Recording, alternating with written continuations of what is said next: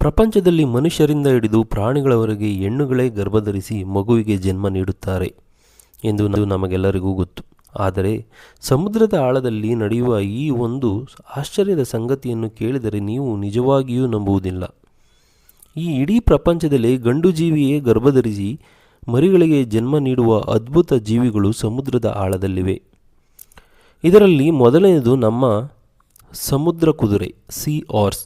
ಹೆಣ್ಣು ಸಮುದ್ರ ಕುದುರೆಯು ತನ್ನ ಮೊಟ್ಟೆಗಳನ್ನು ಗಂಡು ಸಮುದ್ರ ಕುದುರೆಯ ಹೊಟ್ಟೆಯ ಭಾಗದಲ್ಲಿರುವ ಚೀಲಕ್ಕೆ ಹಾಕುತ್ತದೆ.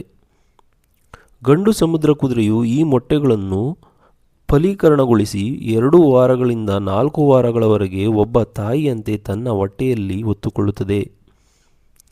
ಅಷ್ಟೇ ಅಲ್ಲದೆ ಕೊನೆಯಲ್ಲಿ ನಿಜವಾದ ಹೆರಿಗೆ ನೋವನ್ನು ಅನುಭವಿಸಿ 50ರಿಂದ 2000 ಮರಿಗಳನ್ನು ಗಂಡು ಸಮುದ್ರ ಕುದುರೆಯೇ ಹೊರತರುತ್ತದೆ.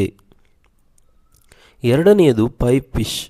ಇದು ಸಮುದ್ರ ಕುದುರೆಯ ಹತ್ತಿರದ ಸಂಬಂಧಿ ಜೀವಿ.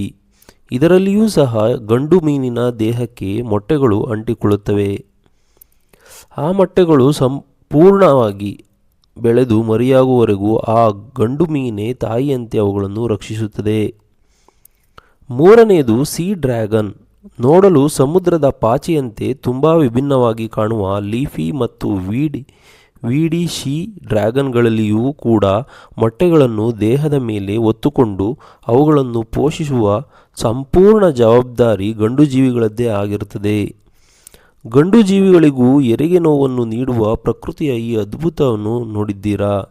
ಗಂಡುಗಳೇ ಮರಿಗಳಿಗೆ ಜನ್ಮ ನೀಡುವ ಈ ಸಮುದ್ರ ಕುದುರೆಗಳ ಬಗ್ಗೆ ನಿಮ್ಮ ಅಭಿಪ್ರಾಯವನ್ನು ಕಾಮೆಂಟ್ ಮಾಡಿ.